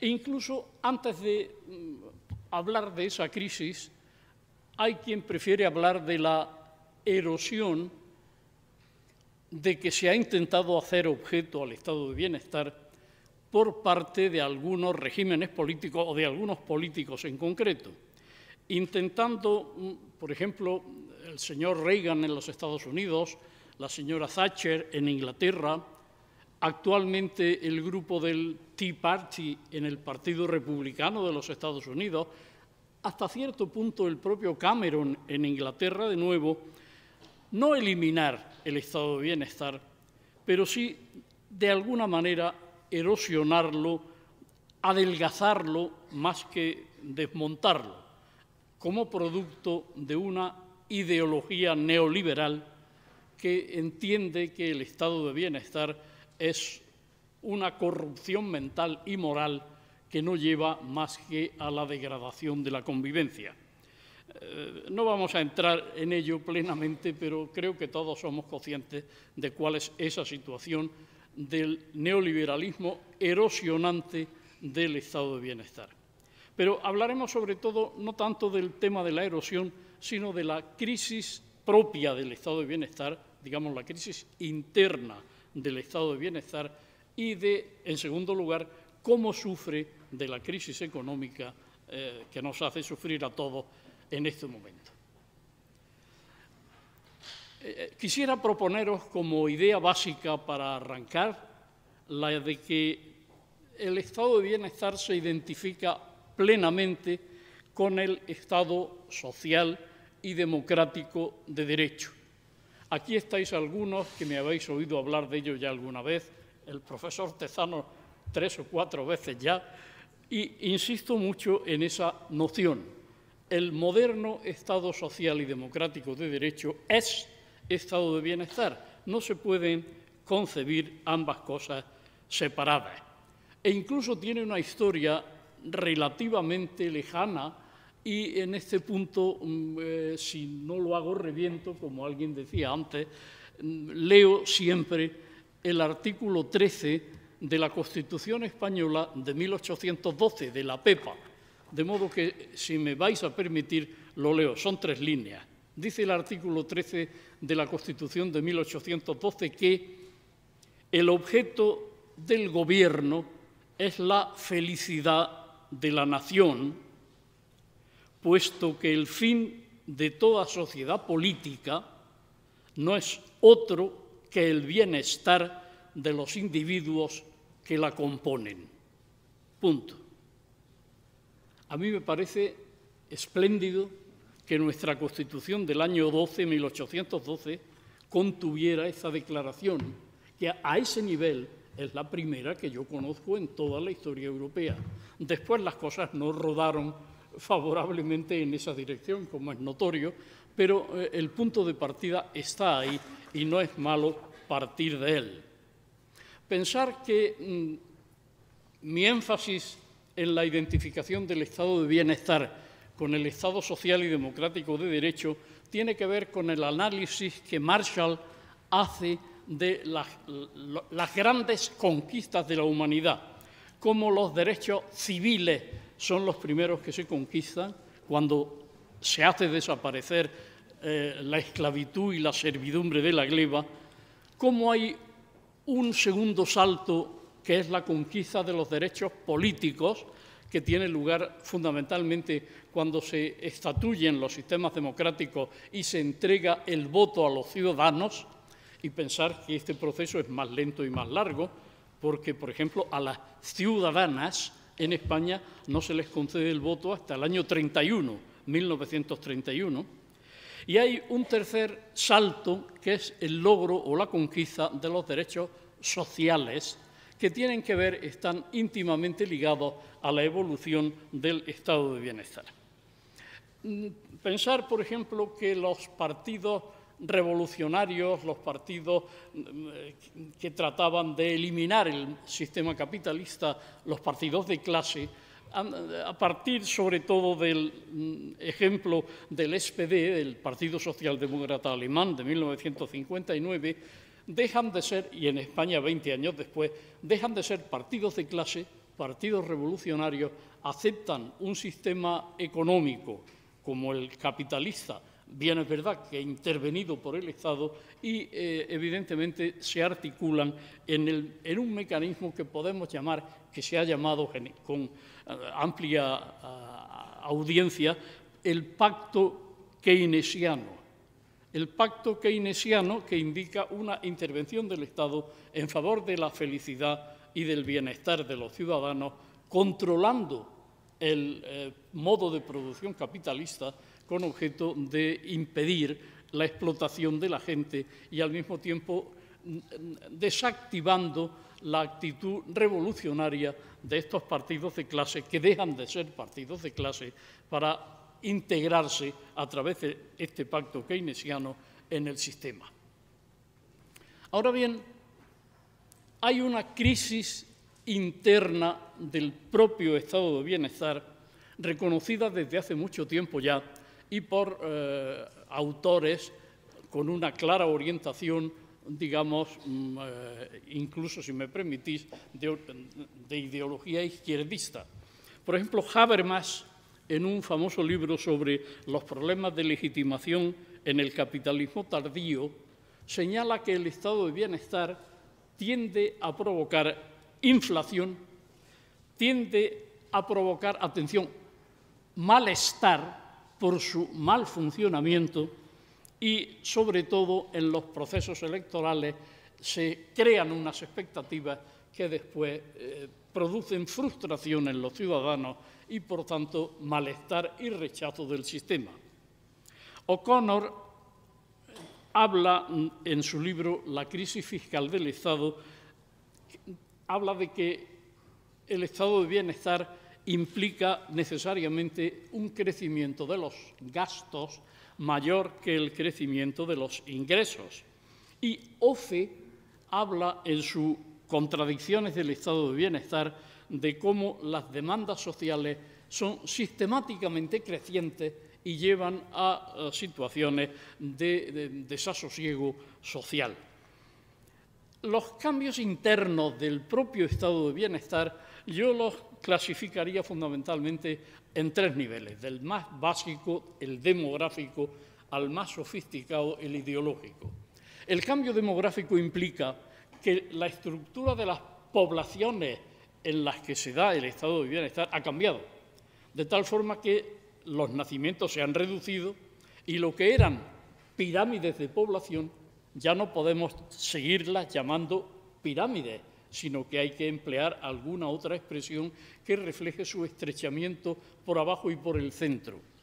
¿Esa qué consecuencia tiene?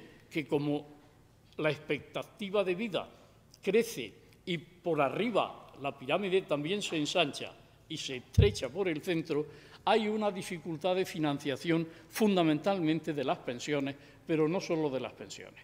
De modo que habría uno de los fallos típicos del estado de bienestar a causa de factores demográficos, estrictamente demográficos, sería el de la imposibilidad de mantener un sistema de pensiones, cosa que ya se ha visto prácticamente en todos los países avanzados e incluso en algunos de ellos, por ejemplo en España, ha implicado la necesidad de hacer una especie de caja para el momento crítico en donde las aportaciones de los activos no sean capaces de cubrir los gastos de las pensiones de los pasivos.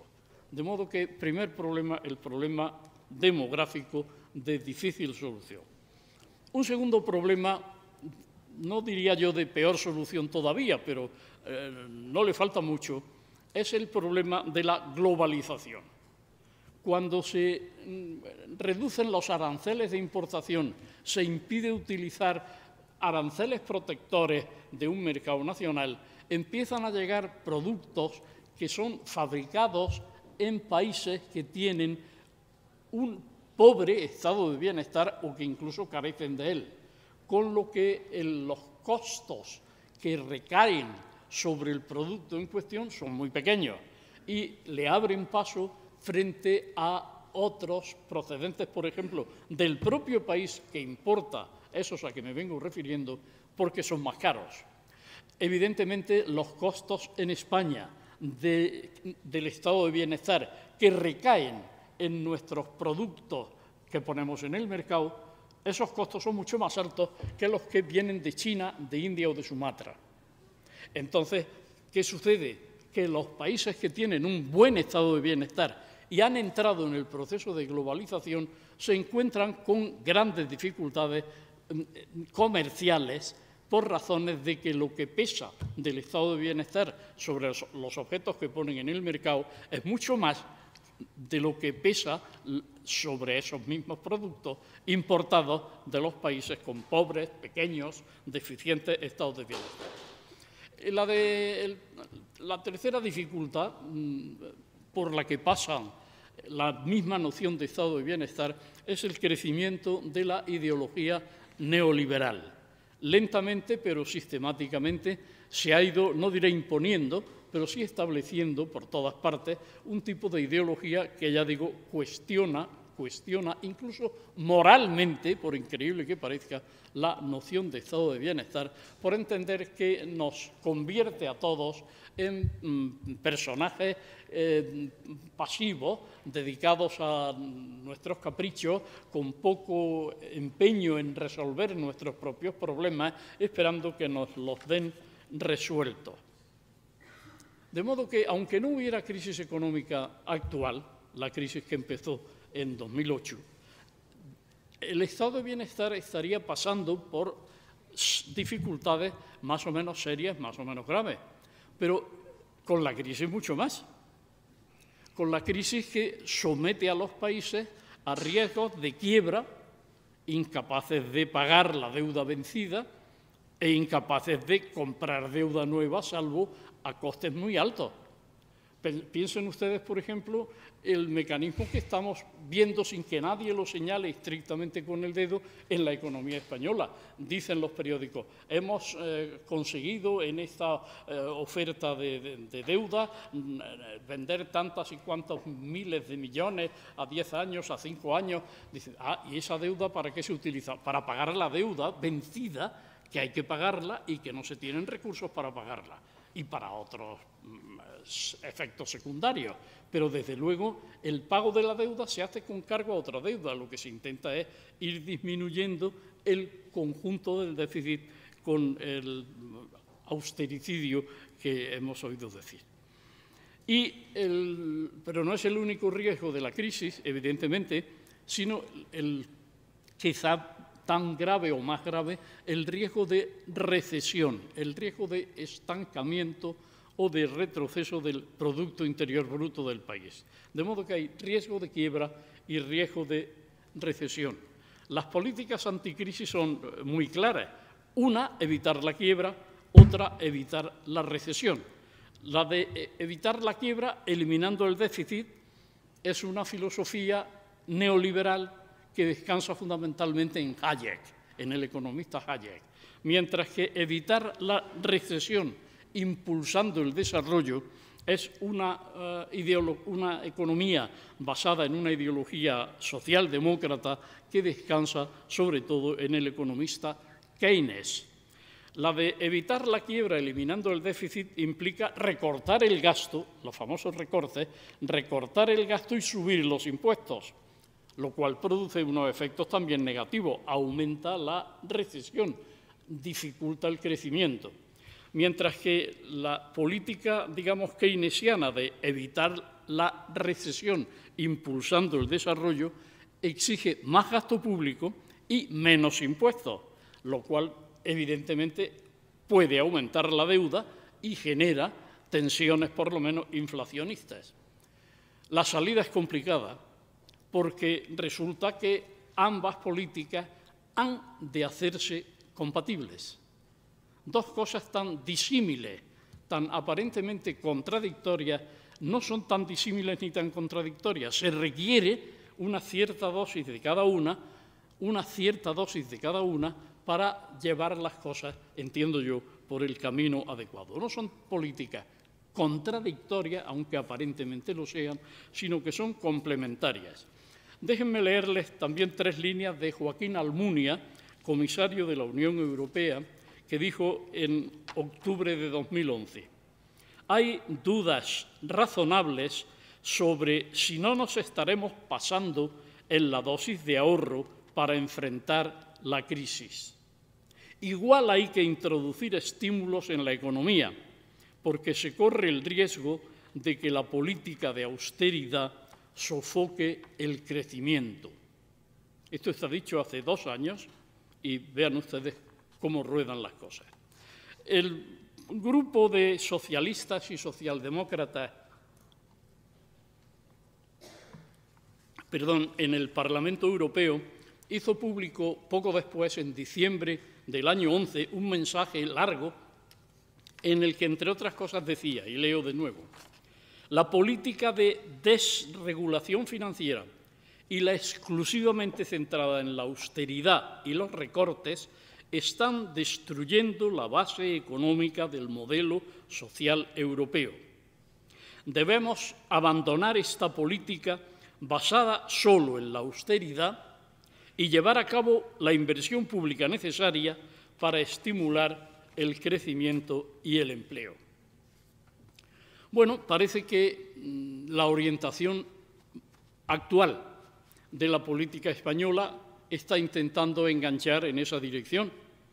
El 90% del Congreso el otro día apoyó al presidente del Gobierno para que pidiese a la Unión Europea otra política económica. En concreto, se le pidió que el día 26 de junio el señor Rajoy pidiera en Bruselas un cambio de política económica en la Unión Europea que sirva para fomentar el crecimiento y apartar la austeridad que ha sido prioritaria en los últimos años. Se habla de la oposición, la coincidencia entre gobierno y oposición en el malestar por la premiosidad con que la Unión Europea pone en marcha medidas de estímulo de la economía, algunas de las cuales aprobó hace meses y sale del bucle de la austeridad. Es importante decir a Europa que hay que reorientar la política económica. No solo la política de austeridad es suficiente para salir de la crisis.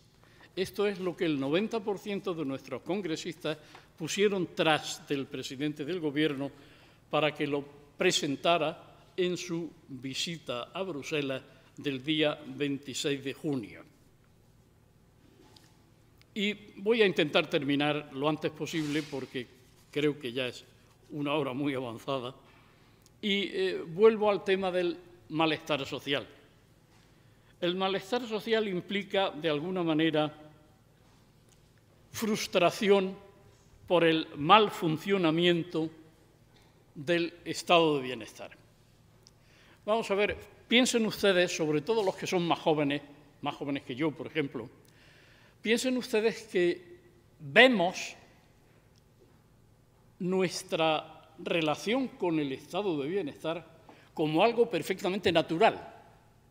Vemos perfectamente natural que si tenemos algún tipo de enfermedad o de achaque, podamos ir a la consulta o al hospital, nos atiendan, incluso nos operen o nos provean de medicamentos sin tener que pagar. Esto nos parece perfectamente natural. Del mismo modo que nos parece perfectamente natural que yo me jubile y al mes siguiente cobre mi pensión. Todo nos parece natural, de tal suerte que casi no lo vemos. Cuando la acción pública funciona bien, es prácticamente invisible. Cuando empieza a verse con claridad, es cuando empieza a funcionar mal. Entonces nos damos cuenta de que algo huele mal en Dinamarca.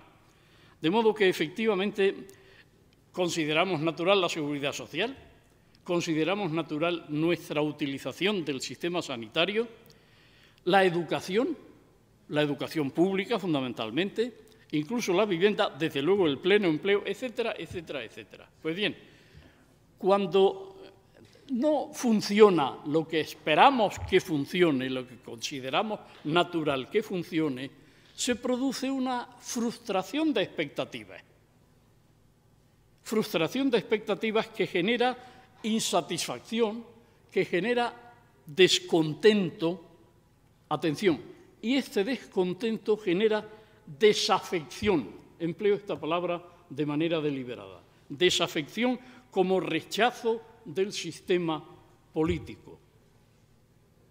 ¿Os suena lo de los indignados? Estoy hablando de ellos. De modo que, fíjense, fijaros, de una situación de malestar social, hemos pasado, si me permitís la expresión, no soy el primero que la usa, hemos pasado a una situación de estado de malestar. El estado de bienestar se está convirtiendo, se puede convertir o se ha convertido ya en un estado de malestar que implica una degradación de la democracia y una reclamación por parte de los que viven con más claridad este fenómeno, una reclamación de participación política. ¿Qué es eso de que nos llamen solo 4 años a echar un voto? Y dicen, lo hemos estado oyendo ustedes y yo, o vosotros y yo últimamente, no nos representáis. Todo esto es pura y simplemente una consecuencia de la conversión del malestar social en estado de malestar, porque, insisto, repito, genera una desafección que implica un rechazo del sistema político. No es solo, por tanto, el que nos irrite o nos disguste profundamente o más o menos profundamente el que nos den 3 meses y medio para una operación en un tribunal, en un hospital de la Seguridad Social, sino es algo más complicado, más difícil de diagnosticar, con consecuencias más difíciles de prever y, en cualquier caso, muy inquietante. Eso es todo.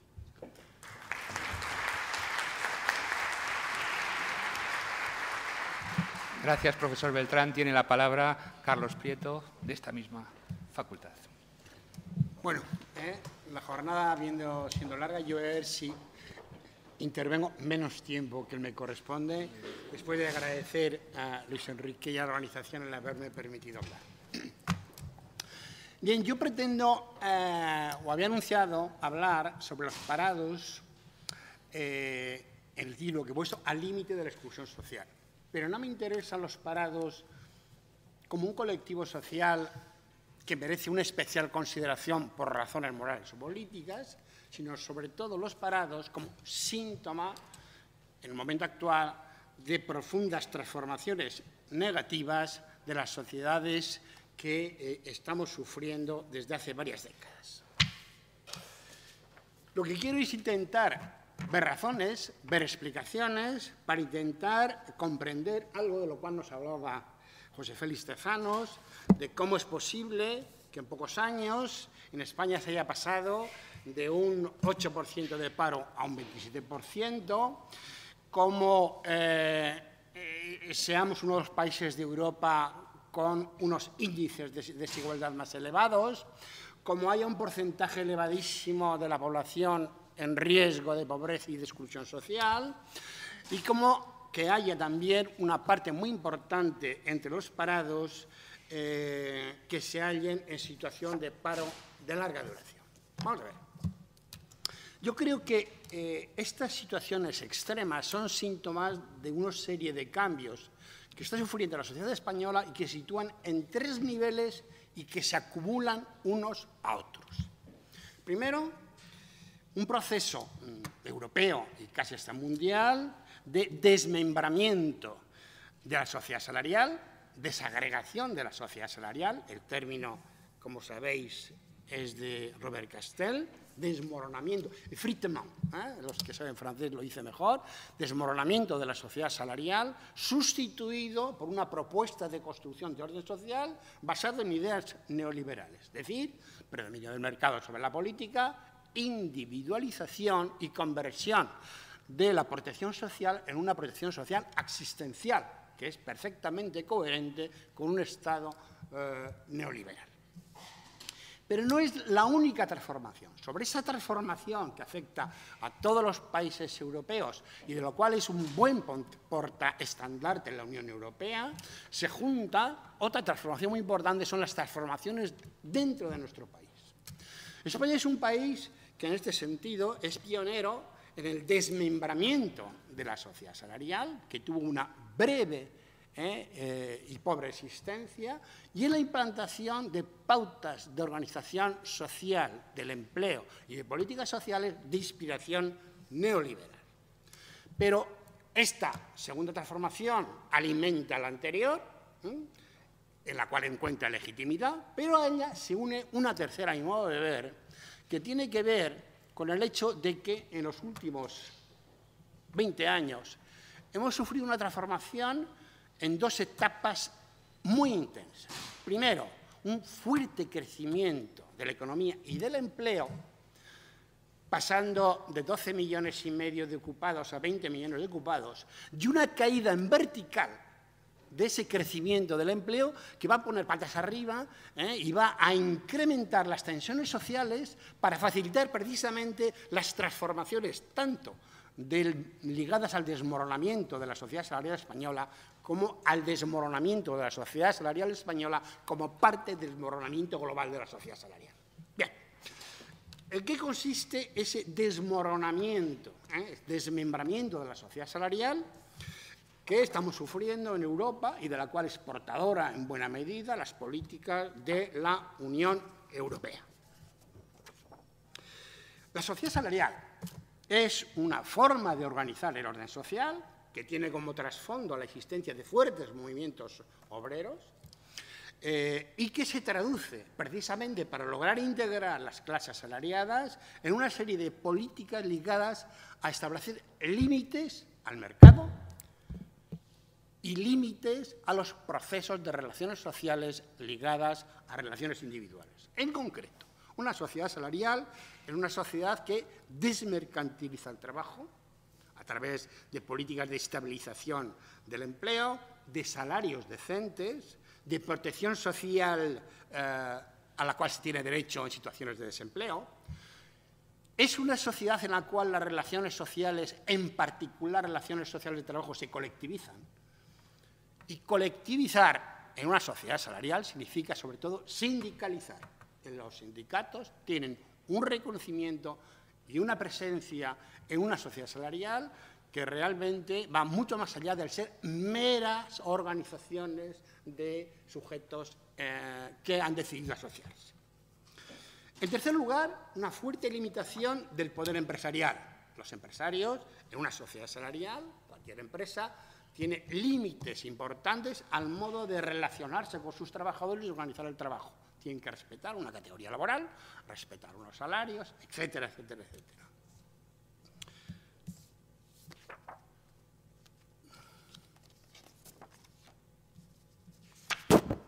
No quiero haberme perdido. Sí, no te preocupes, yo me encuentro. Bien, junto a estos aspectos fundamentales de la relación salarial, se observa además en esa relación salarial que la economía es una economía concebida como una economía que debe ser gobernada desde la política. Aquí antes nos hablaban del pacto keynesiano, que significa, entre otras cosas, que el Estado gobierna la economía, y de ahí que la perspectiva del pleno empleo, y yo solo añadí del buen empleo, pleno empleo de buen empleo, es una perspectiva clave en la forma de concebir cómo hay que organizar bien la sociedad, cómo hay que organizar una sociedad en términos de justicia. Bien, este proceso, ¿no?, de constitución de la sociedad salarial entra en crisis precisamente introduciendo dinámicas que van en el sentido contrario.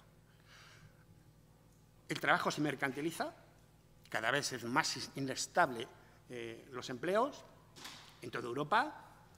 Los salarios cada vez están más sujetos a las leyes del mercado, por lo tanto dejan de ser salarios decentes. Los sindicatos cada vez son más marginados y todas las organizaciones colectivas en las relaciones laborales, y cada vez se gobierna menos la economía, de modo que sea la economía la que gobierne la sociedad y no el Estado el que gobierne la economía. Y como alma, por así decirlo, como elemento central de todas esas transformaciones, la individualización. La individualización, tal como inicialmente fue concebida, pero sin historia anterior, por los primeros grandes clásicos del pensamiento liberal. El individuo libre, autónomo, capaz y responsable, pero a la vez, decía Andrés Bilbao, autista, que no piensa más que en él mismo a la hora de emprender acciones para poder situarse en relación con los demás. Bien, como digo, todas estas características de la sociedad entran en crisis como un proceso global de, además del desmembramiento de la sociedad salarial, de implantación de un orden social neoliberal. ¿Qué base social tiene esta transformación? Si antes yo decía que una de las claves de la sociedad salarial era la sindicalización de las relaciones laborales, los fuertes recursos de poder del sindicalismo, una de las claves está precisamente en la pérdida de poder de las organizaciones sindicales. Desde los años 70-80, en toda Europa, las organizaciones sindicales pierden fuerza, capacidad de movilización y, por lo tanto, capacidad de presión para mantener esa sociedad integrada en forma de sociedad salarial. Quiero añadir que en la etapa final de la constitución de la sociedad salarial aparece un movimiento social que obliga a replantear muchas de las relaciones anteriores, al cual raramente se le tiene en cuenta y que es clave y fundamental para entender esas transformaciones sociales antes de la crisis, durante y después de la crisis, que es el movimiento feminista, que nos lleva a descubrir que tras esas historias salariales hay otra historia que tiene lugar al mismo tiempo, que es la historia de unas relaciones de género que son desiguales, que son asimétricas y que hay que corregir. Bueno, sobre ese desmembramiento de la sociedad salarial e implantación de una sociedad mercantilizada, de una sociedad rejerarquizada, de una sociedad desindicalizada, se sitúa la transformación de la sociedad española a partir de los años 80. Yo decía antes, y vuelvo a repetir ahora, que el carácter de asalarización o el carácter de sociedad salarial de la sociedad española nunca fue logrado de un modo consolidado. Primero porque tiene lugar a partir de un momento en el cual acabamos de superar una etapa de fuerte dictadura, y cuando se implanta en España como gran referente europeo la sociedad salarial ha empezado a entrar en crisis en Europa. En los años 80 es cuando empieza a hablarse de flexibilidad. Esos son los años en los cuales se empieza a cuestionar todas las cosas que nos contaban de la crisis de estado de bienestar, de euroescepticismo, etcétera, etcétera. Es decir, que España intenta consolidar, crear una sociedad salarial cuando ha empezado a entrar en crisis. Y además con unas bases muy frágiles, entre otras cosas, frágiles, porque sus sindicatos poderosos a nivel institucional son muy frágiles en los centros de trabajo, en particular en un tejido productivo con muchas pequeñas empresas, y en los cuales los sindicatos no es que sean fuertes, es que no están, no existen. Y si sindicatos, las condiciones de trabajo y de vida de los trabajadores son unas condiciones de trabajo y de vida que son las que deciden las empresas, no las que se deciden colectivamente en las relaciones colectivas de trabajo. Bien, España, en ese sentido, se incorpora a la transformación de la sociedad en una sociedad neoliberal de un modo casi como una pionera. Es el primer país, digamos, que implanta unas relaciones de empleo con una fuerte dosis de flexibilidad, la contratación temporal. La contratación temporal en España, que a partir de los años 90 se dispara, convirtiéndose en una de las señas de identidad del empleo en España. En relación con todo el resto de países europeos, es el país con una tasa de temporalidad, de flexibilidad, de debilidad y precariedad mucho más alta que todos los demás. Los salarios en España, inmediatamente después de haber iniciado el proceso de caminar hacia un desmembramiento de la sociedad salarial, son salarios situados en el nivel de los niveles más bajos de todos los países europeos. Y esto sucede de forma, por así decirlo, estructural, hasta en el periodo de mayor crecimiento más intensivo en España. En los años 90 y en los años 2000, los salarios en España no crecen, cuando en el resto de Europa crecen en torno al 7 o el 8%. Por lo tanto, salarios bajos. Empleo débil, término que recojo de Luis Enrique Alonso, porque en España el problema no es que haya mucha precariedad laboral en esta historia, es que todo el empleo de alguna manera es precario. Si vosotros analizáis los resultados de las encuestas de condiciones de vida para ver qué tipo de movilidad se da entre un periodo y otro entre los trabajadores, se observa sorprendentemente que en el periodo de mayor crecimiento del empleo hay mucha movilidad descendente. Es decir, que muchos trabajadores que ocupan posiciones en el segmento superior y que al año siguiente se han visto degradados a posiciones del segmento inferior. Es decir, que de situaciones estables pasan a situaciones inestables y de situaciones inestables pasan a situaciones de desempleo. Por lo tanto, salarios bajos, por lo tanto, inestabilidad y también, dato muy importante, una empresarización permanente de las relaciones y del poder empresarial. Algo que tiene que ver con eso que decía yo antes de la inexistencia del sindicalismo en los centros de trabajo. ¿Cuál es la base social de esta transformación? Pues el hecho de que el sindicalismo ha perdido fuerza a partir de los años 90, más allá de que en el nivel institucional haya tenido una presencia importante.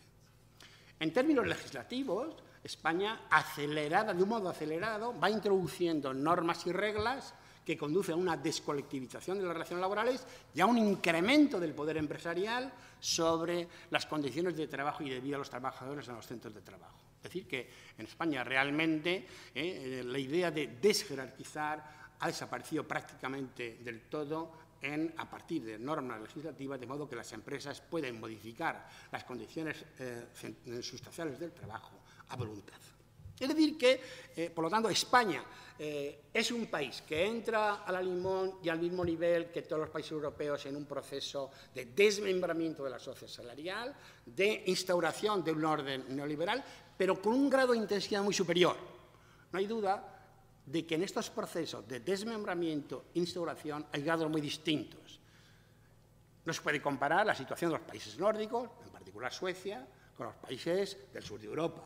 Y entre otras razones, muy probablemente esto sigue teniendo que ver con las diferencias del poder de los sindicatos. Las tasas de afiliación en Suecia siguen siendo todavía del 80%. Bien, todas estas cosas que yo acabo de decir, quiero añadir un tercer bloque, un tercer fenómeno al cual yo quiero acceder a través de unos datos, yo no quiero muy rápidamente. Y es el de haceros ver cómo todas estas tendencias, por un lado europeas, por otro lado específicas de España, se ven alimentadas de un modo muy intenso a partir precisamente... No, ese no es. Ese es Modesto, que está por allí. No puede... ¿Lo tenías en el escritorio? ¿Escritorio? Sí. Sí, directamente, ¿por qué no sale?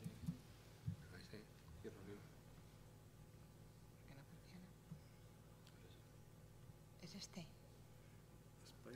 Sí. Vale, ya está. Fijaos bien.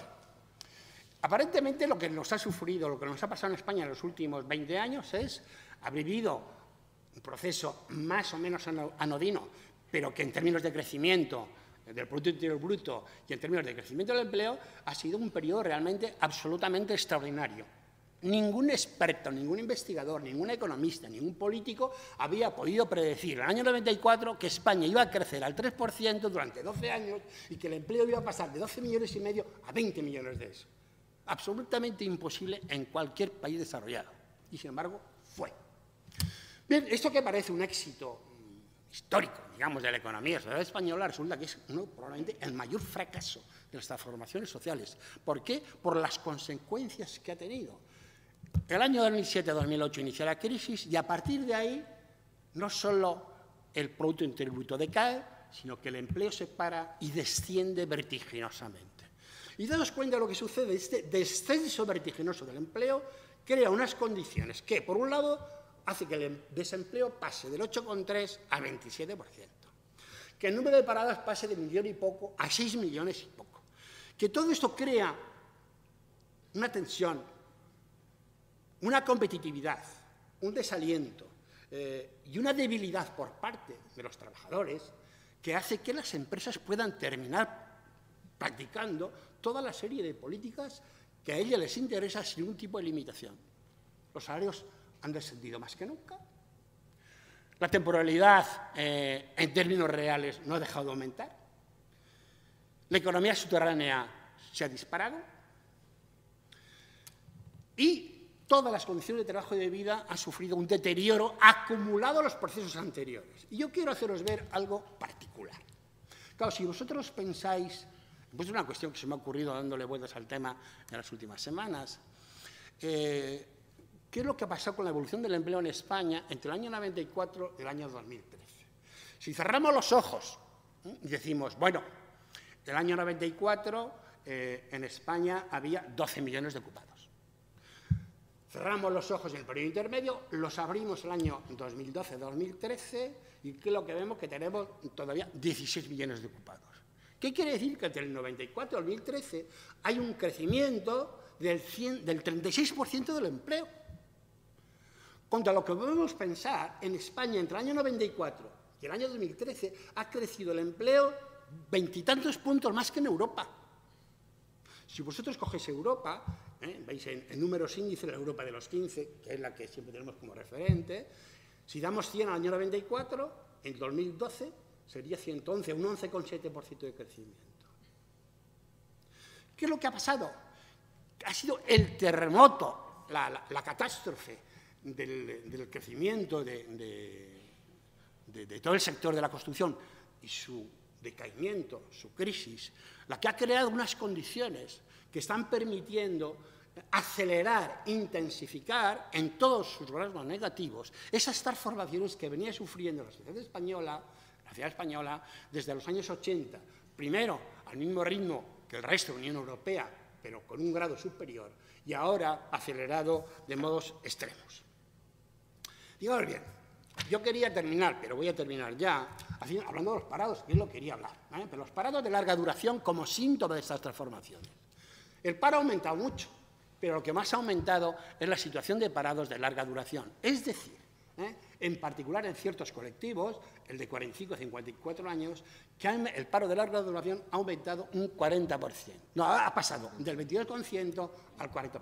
Imaginad trabajadores maduros, 45, 50 años, en situación de desempleo, que transcurre día tras día sus vidas, obsesionados por encontrar un empleo. Y hay que ver en las entrevistas, en los grupos, en las investigaciones que están haciendo, la obsesión que tienen, sobre todo los varones, por encontrar un trabajo que cada vez se les hace más difícil y cuya vida empieza a verse sin sentido y que en el caso de muchos de ellos llegan a pensar que la única salida es el suicidio. En una sociedad de individuos, y voy a hacer la reflexión final, que es la que nos está conduciendo como modelo de orden social a estas situaciones. Uno puede pensar que, efectivamente, si todos los individuos son capaces, si todos los individuos son suficientemente libres y preparados, podría funcionar teóricamente de un modo que, siguiendo la pauta que predijera Adam Smith, el resto, la acumulación de esos comportamientos individuales terminara en un bienestar y un bien común generalizado. ¿Qué es lo que sucede? Que, como voy a citar a alguien que le vengo citando mucho tiempo, dijera Lacordaire, en sociedades desiguales, en que los individuos son libres pero desiguales, la relación entre el señor y el esclavo, entre el siervo y el señor, entre el empresario y el trabajador, la libertad oprime y solo la ley libera. Si no introducimos modificaciones, regulaciones, recursos para proteger al menos a los excluidos, definitivamente tendremos una sociedad rota, fragmentada y sin futuro. Esperemos que no sea así.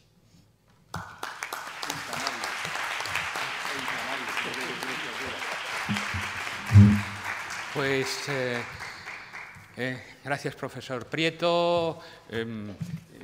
Ha sido, desde aquí arriba el panorama era desolador, entraban masas, salían, una cámara entraba, es el primer ejercicio de sesión postmoderna, ¿no? Grabaciones, masas, multitudes, voluntarios, realmente fijar la atención en lo que decían por parte de nuestros ponentes de hoy ha sido un acto casi heroico que yo les agradezco especialmente y tal porque, ya os digo, solo faltaba un rebaño de ovejas ahí tipo película de Buñuel para que esto ya fuera una auténtica cosa surrealista, ¿no? Y tal de eso de una fórmula, dos curas arrastrándose para que esto fuera realmente, no hemos sabido todavía porque había unas cámaras allí y gente hablando y tal, nadie nos ha dado por cierto ninguna explicación, teníamos aquí el estatuto también de dependientes subordinados. Nosotros, dice, dejarlos a ellos que hagan un congreso que mientras tanto nosotros hacemos aquí sociedad del espectáculo, que debía ser lo que se hacía, etcétera, etcétera. No voy a martirizaros diciendo que si alguien quiere tener un comentario, palabras, etcétera, etcétera, porque os acercáis a los ponentes y se lo decís directamente y tal. Pero realmente como experiencia y tal no sabemos si hemos sido sometidos a una especie de experiencia conductista o de la vida de Brian, etcétera, etcétera, pero bueno, nos hemos divertido. Venga, un abrazo muy fuerte. Venga.